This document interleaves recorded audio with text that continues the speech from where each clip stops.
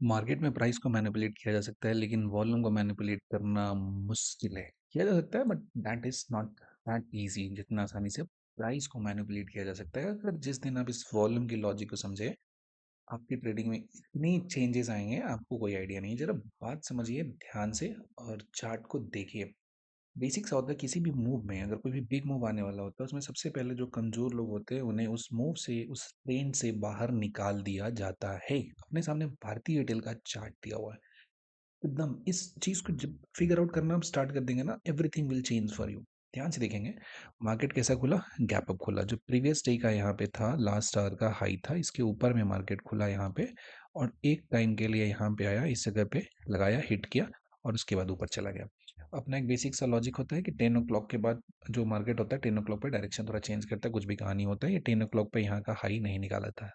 अगर मूव करना होता तो इसी 10 बजे हाई निकाल देता, अब जाके इसका अपसाइड में जो मूव था एक कंफर्म होता। तो पहली बात तो अपना जो लॉजिक है उसके हिसाब से ही हुआ कि अपसाइड तो जाने वाला नहीं है, बट फिर भी इसमें एक अपॉर्चुनिटी बहुत ही कमाल का है। जरा ध्यान से अब देखोगे तो आपको बात समझ में आएगा। एग्जैक्टली 10:45 पे कैंडल जो बन रहा है, इस कैंडल का साइज देखिए कितना छोटा कैंडल बन रहा है। ये जो कैंडल बन रहा है बहुत ही छोटा सा कैंडल है, लेकिन इस पे जो आने वाला वॉल्यूम है पूरे कैंडल के रिस्पेक्ट में जो आपका वॉल्यूम दिया है वो बहुत बहुत ज़्यादा वॉल्यूम दिया हुआ है। करेक्ट? पूरे के पूरे जो कैंडल दिया है इसके रिस्पेक्ट में, पूरे जो इसका नेबरिंग जो भी कैंडल बने वॉल्यूम पे, उसके रिस्पेक्ट में बहुत ज़्यादा है। यानी कि एक बहुत ही इंट्राडे में हेवी पोजीशन यहाँ पे बिल्ड किया गया, बहुत ही तगड़ा सा। अब क्या होता है, ये पोजीशन बिल्ड किया गया और आप भी इसी डायरेक्शन में ट्रेड लोगे तो सबको पता है ना ऊपर जाने वाला है। नहीं, कुछ गेम किया जाता है इसमें। यहाँ पे रिटेलर को फंसाने के लिए किस तरीके का प्लॉट बनाया गया है, जरा ध्यान से देखिए। इस वॉल्यूम पे किसी नॉर्मल इंसान का नहीं है, किसी बिग प्लेयर का वॉल्यूम दिया हुआ है और उसी का पोजीशन दिया हुआ है, और उसने क्या किया, बड़े ही प्यार से, बहुत ही आसानी से यहाँ पे इसने इसके हाई को आसानी से निकाल दिया। बहुत ही ईज़िली इसके हाई को यहाँ से इसने पास कर दिया। देखेंगे कि कैंडल में बाहर चला गया, और इसी कैंडल पे क्या होता है कि लोग यहाँ पे जाएँगे, कॉल साइड में एंट्री लेंगे, अप साइड में, या फ्यूचर में लॉन्ग होंगे। लेकिन सिर्फ़ और सिर्फ़ सिंगल कैंडल में यहाँ पे मूव दिया। ऑल्दो इसका जो ऑप्शन था ना कॉल का, उसमें 50% का जो इंक्रीज़ यहाँ पे हुआ था, 50% एग्ज़ैक्टली यहाँ पे आपको इंक्रीज़ देखने को मिला था इसके ऑप्शन वाले हिस्से में। लेकिन ध्यान से देखेंगे आपको बात ये समझ में आएगा कि ठीक इसी कैंडल के क्लोज होने के बाद यहाँ रेड कैंडल बनाता है और दो ही कैंडल में इसके नीचे आ जाता है। जो डे का हाई है इसके नीचे आ जाता है, यानी क्या था, ये फर्जी का था। इसे हम लोग कहते हैं ट्रेडिंग की दुनिया में, this is known as the manipulation. कि मूव कराने से पहले प्राइस को क्या किया गया, मैनिपुलेट किया गया। ठीक है, इसकी क्या किया गया, मैनिपुलेट किया गया। This is called the manipulation. And manipulate करने के बाद बहुत ही प्यार से सिस्टमेटिकली यहाँ पे लाया गया। अब इसका सारा टेक्निकल यहाँ पे अच्छे से फॉलो होगा। उसके बाद ये क्या किया गया, रीटेस्ट यहाँ पे कराएगा। जो प्राइस था इसे रिटर्न कराकर इसी पर्टिकुलर जगह पे फिर से रिटर्न कराया गया, और ये हो गया यहाँ पे। इस जब पॉइंट पे आया तो इसे कहते हैं रीटेस्ट। अब कंफर्म हो चुका है। कंफर्म होने के बाद जब यहाँ से फॉल करना स्टार्ट किया, देखते हैं ध्यान से क्या फॉल दिया यहाँ पे।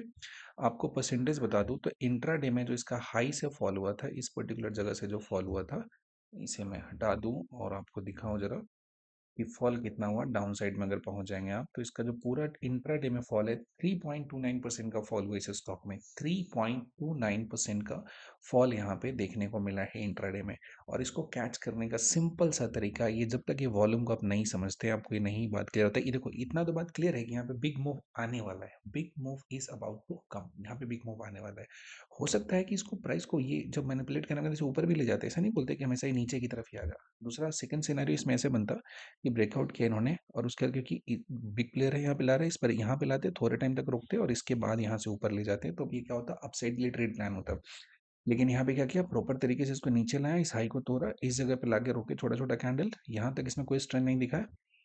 और जब मूव को ध्यान से समझेंगे, अगर मान लीजिए इस मूव यहाँ पे छोड़ भी दिए, इस जगह पे आपने एंट्री नहीं लिया, इस जगह एंट्री बना सकते हैं। और इस बात से नोटिस कर सकते हैं कि यहाँ से यहाँ तक जो भी कैंडल बना है, इस कैंडल का जो बॉडी दिया है, इसमें एक दूसरे को ओवरलैप नहीं कर रहा है। 5 मिनट टाइम फ्रेम का कैंडल में यूज़ कर रहा हूँ। यहाँ पे जो इसका बॉडी है, एक दूसरे पे किसी तरह का ओवरलैप नहीं कर रहा है। इसका मतलब मूव ट्रेंडिंग आने वाला है। उसके बाद एक और बात समझिएगा कि जो भी बिग प्लेयर का मूव होता है ना, बिग प्लेयर का मूव में सेकंड लेग होता है ना, वो बहुत डिसाइसिव होता है। पुष्पा की तरह सेकंड जो मूवी है ना, उसमें सेकंड एंट्री देखेंगे, उसका बहुत खतरनाक होता है। सिमिलरली यहाँ पे जो बिग प्लेयर का मूव कराया जाता है मार्केट में, जो बिग प्लेयर मूव कराता है, उसमें आपको यकीन कर देंगे कि सब कुछ कहानी खत्म हो गया, लेकिन उसके बाद जो मूव कराएंगे ना, वो बहुत ही खतरनाक होता है। इसे कहते हैं सेकंड लेग मूव कहते हैं। यहाँ पे सेकंड लेग मूव में देखेंगे, यहाँ पे इसका फिर काफी टाइम तक रोक दिया।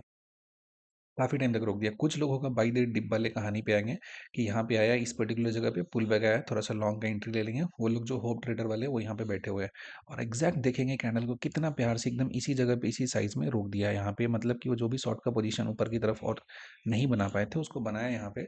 और जो सेकंड लेग में जो फॉल हुआ है ये देखेंगे एकदम कंटिन्यू फॉल करता हुआ चला गया। अराउंड 2 ओ क्लॉक लगभग 1:35 1:55 2 ओ क्लॉक के आस-पास तक ये लगातार यहाँ पे फॉल देते चले गए और ये कंटिन्यूअसली ऊपर से नीचे की तरफ फॉल यहाँ पे करता चला गया।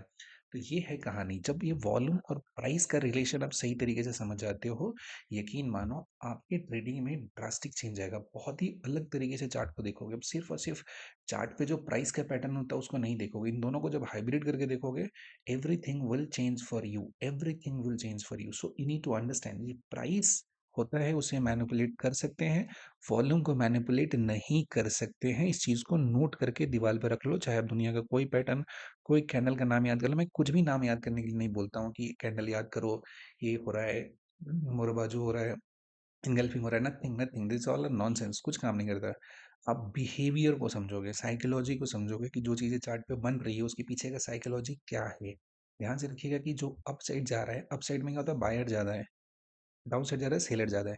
ये भी नहीं इंपॉर्टेंट होता है। डेस्परेशन किसका ज़्यादा है? Who is more desperate? Buyer this time खरीदने के लिए ज़्यादा डेस्परेट है या सेलर बेचने के लिए ज़्यादा डेस्परेट है? जिसका डेस्परेशन का डिग्री ज़्यादा होगा ना, मार्केट उस डायरेक्शन में मूव करेगा। So this all are psychologically, इसका मतलब पैटर्न देख के आप इसमें ट्रेड नहीं कर सकते हो। नीड टू अंडरस्टैंड कि जो बैकएंड में हो रहा है ना, आप जो चीज़ देखते हो, पैटर्न बनाते हो, जो भी काम करते हो, वो इफेक्ट होता है। आप उसके कॉज को समझने की कोशिश करो कि एक्चुअली वो हो क्यों रहा है, व्हाट उसके पीछे का क्या कहानी है। Once you understand that, trading will improve drastically. आप काफ़ी कुछ मतलब काफ़ी रिलैक्स होकर ट्रेडिंग करोगे, बहुत ही अच्छा सा प्रॉफिट वहाँ पे बुक कर पाओगे। आप जाके इसके ऑप्शन में अक्सर देख लेना। जो भी आज डेट अपने पास दिया हुआ है आपको 14 जैन का है, इसके पुट में क्या प्रीमियम का स्पाइक हुआ है, and all you can capture because of this candle, simple candle, without any tension, without any परेशानी, without any hesitation. So be mindful, आराम से चीज़ों को एनालाइज कीजिए, खुद से रिसर्च कीजिए, देन चीज़ों को ऑब्जर्व कीजिए, किसी को कॉपी मत कीजिए। हाँ, कोई भी आपकी साइकोलॉजी नहीं बना सकता है। वो आप खुद ट्रेड करके, जब खुद ट्रेड करेंगे तब वो बिल्ड होगा। It's a process, it takes time. मैंने भी सीखा है तो बहुत समय लगा है, तब मैं सीखा हूँ, ठीक है। चीज़ों को समझिए, ऑब्जर्व कीजिए, and once you understand all those things, things will improve for you. और यहाँ तक देखने के लिए थैंक यू सो मच। अगर आपको कंटेंट अच्छा लगता है then do subscribe this channel and hit the like button. Thank you, bye bye, take a good care of yourself and be a good trader.